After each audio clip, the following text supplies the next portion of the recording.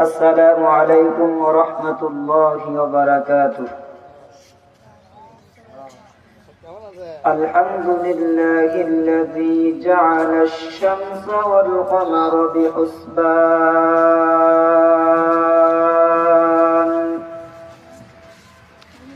والنجم والشجر يسجدان وفضل زمانا على زمان كما فضل مكانا على مكان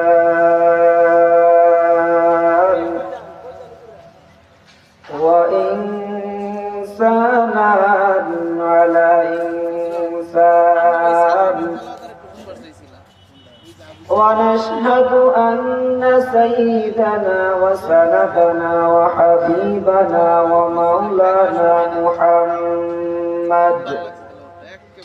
ومولانا محمدا عبده ورسوله أرسله بالحق بشيرا ونذيرا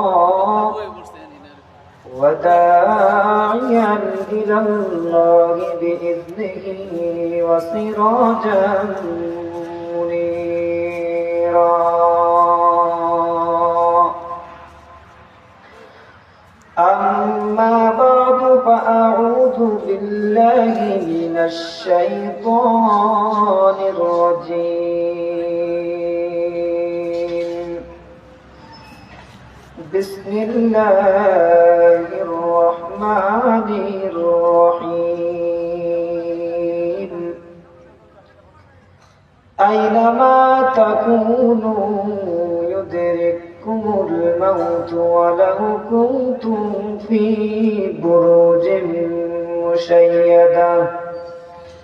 صدق الله مولانا العظيم. اللهم صل على محمد وعلى آل محمد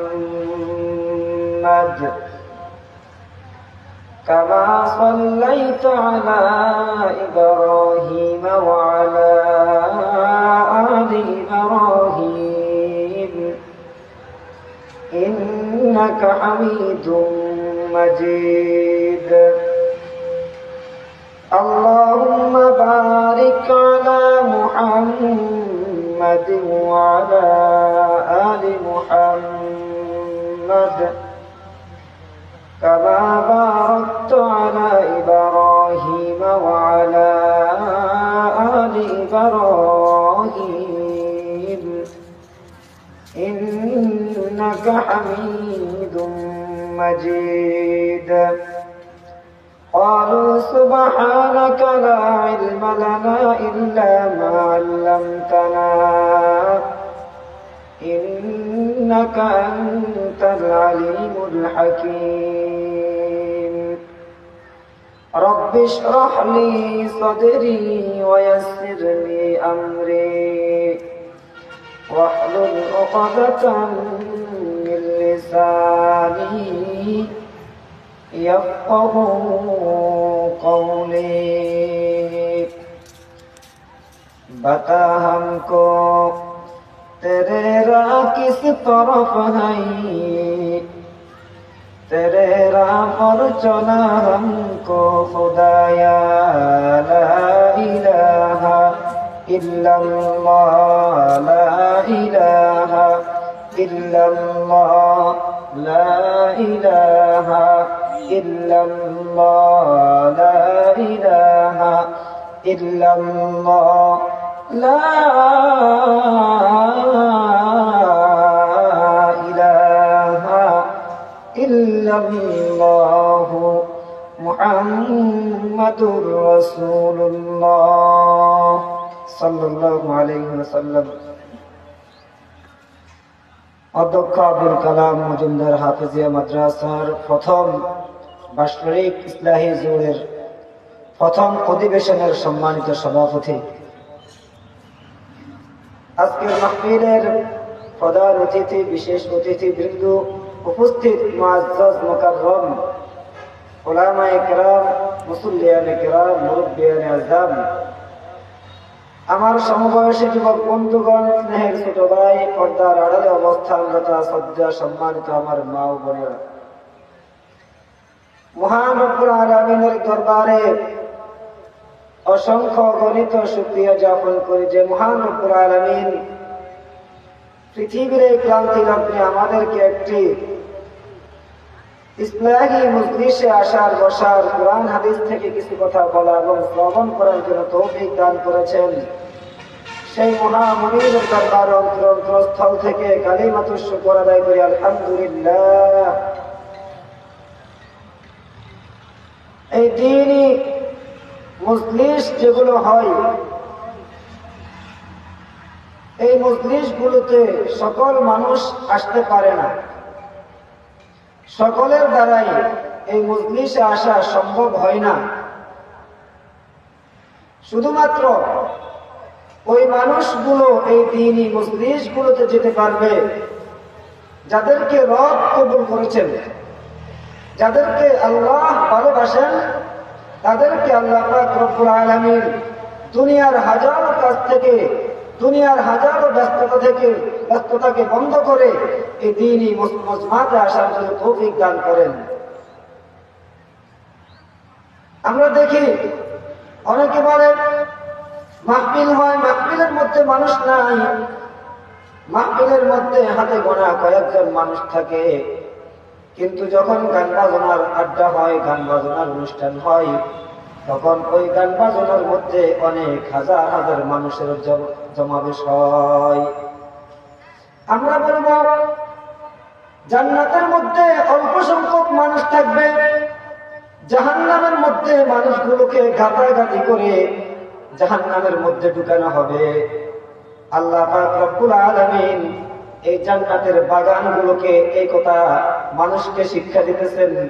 দুনিয়ার মানুষ দেখো, দুনিয়াতেও যখন জান্নাতের বাগান হয়, ওই জান্নাতের বাগানের মধ্যে সকল মানুষকে আমি যাওয়ার জন্য সুযোগ দেই না।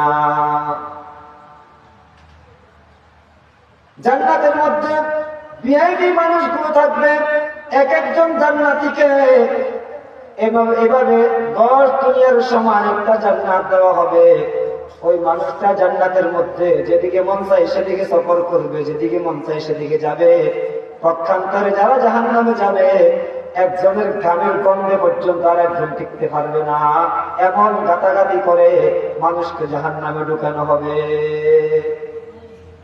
তাহলে আমাদের এই কথা বলার কোন সুযোগ নাই যে মাহফিল হয় মানুষ নাই। মাহফিলে শুধুমাত্র কেবলমাত্র মাত্র ওই মানুষগুলোই আসবে যাদের জান্নাতের খাতায় যাদের নাম আছে, যাদেরকে রব পছন্দ করেন, তাদেরকে রব এই দ্বীনি মজমাগুলোতে নিয়ে আসেন। আজ আমরা যখন দুনিয়াতে আসলাম, দুনিয়ার এই মায়া দেখে, দুনিয়ার সৌন্দর্য দেখে, দুনিয়ার চাকচিক্য দেখে আমরা মনে করলাম এই দুনিয়ায় আমার সব, এই দুনিয়াতে আমরা যা কিছু করে যেতে পারি, মরে গেলে আমরা শেষ হয়ে যাব। কিন্তু রব্বুল আলামিন বলেন, বান্দা এই দুনিয়ায় তোমার শেষ নয়, এই দুনিয়ায় তোমাদের হলো কাজ কর্ম করার জায়গা। এই দুনিয়ায় আমাদের কি? এই দুনিয়ায় হলো, এই দুনিয়াতে থেকে আমরা কাজ করব, জান্নাতে গিয়ে আমরা শান্তিতে আরামে বসে বসে শুধু আমাদের যা মন চাবে আমরা বলবো, রব আমার এটা পছন্দ হয়েছে। রব বলতে বান্দা আমি তোমাকে দিয়ে দিয়েছি। আমি বলবো, রব আমি আপনার ভয়ে দুনিয়াতে কোনো বেকার নারীর দিকে তাকাই নাই। রব বলবে, আমি আজকে তোমাকে 70টা হুর গেলমান আমি তোমার জন্য বাজেট করে দিয়েছি। দুনিয়াতে তুমি আমার ভয়ে ঘুষ খাও নাই, হারাম পথে চলো নাই, তোমাকে আমি মদ খাওয়ার জন্য নিষেধ করলাম। ও বান্দা, আজ আমি তোমাকে মদের নহর দিয়ে দিলাম, শারাবান তাহুরা, ওখান থেকে তোমরা মদ পান করো, তোমাদেরকে কোনো বাধা দেওয়া হবে না। এই জন্য আমরা এই দুনিয়ার সৌন্দর্য দেখে মনে করেছি এই দুনিয়ায় আমার শেষ, কিন্তু এই দুনিয়ায় কবির ভাষায় বলেন, বান্দা এই দুনিয়ায় হলো তোমাদের জন্য মুসাফিরখানা। এগি হাম সব মুসাফির হাই, কবর আখির ঠিকানা। এগি হাম সব মুসাফির হাই, কবর আখির ঠিকানা।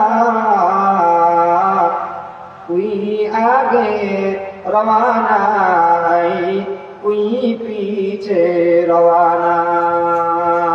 ও বান্দা, এই দুনিয়ায় তোমার শেষ নয়, এই দুনিয়া তোমার কর্ম করার জায়গা।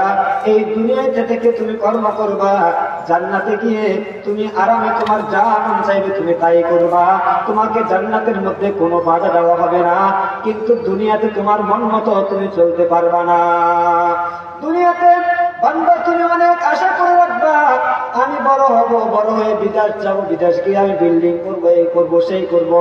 অনেক কিছু তোমার অন্তরের ভিতরে কল্পনার জল্পনা থাকে, কিন্তু রব্বুল আলামিনের পক্ষ থেকে যখন ডাক চলে আসে আর এক সেকেন্ডও দেরি হয় না, তোমাকে মালাকুল মউত আজরাইল আলাইহিস সালাম এসে তোমাকে থাবা মেরে তোমাকে দুনিয়া থেকে নিয়ে যায়।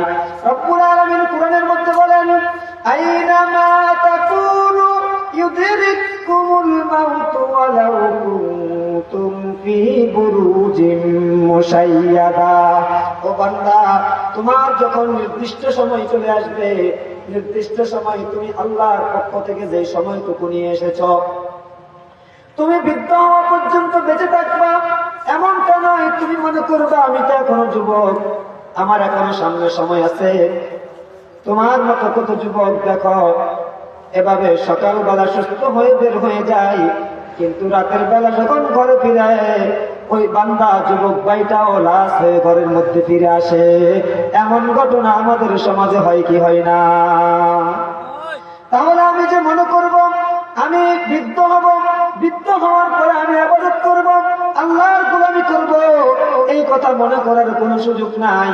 কারণ কি, আল্লাহ পাক রব্বুল আলামিন বলেন, বান্দা আমার পক্ষ থেকে তুমি যেইটুকু হায়াত নিয়ে তোমাকে দুনিয়াতে পাঠানো হয়েছে, তখন যখন সময় চলে আসবে এক সেকেন্ড এদিকেও যাবে না ওই দিকেও যাবে না, জাস্ট সময়ে মালাকুল মউত এসে তোমাকে এই দুনিয়ায় থেকে তোমাকে নিয়ে যাবে।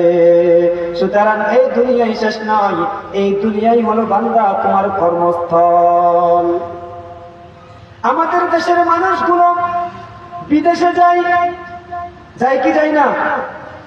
এমন কোন ঘর নাই যে ঘরের মানুষগুলো এখন বিদেশমুখী নয়। সবাই চায় আমি যেন বিদেশ যাই। কোন মানুষগুলো এই দেশ থেকে বিদেশ গিয়ে নিজের জিন্দেগির 30 বছর পর্যন্ত কাটিয়ে দিয়েছেন, 60 বছর কাটিয়ে দিয়েছেন।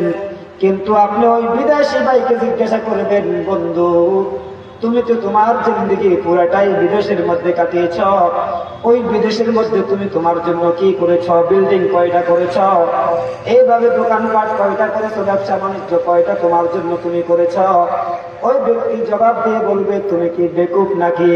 আমার দেশ হলো বাংলাদেশ, আমি বিদেশে গেছি কামাই করার জন্য, আমি বিদেশে গেছি শুধুমাত্র পুঁজি নেওয়ার জন্য।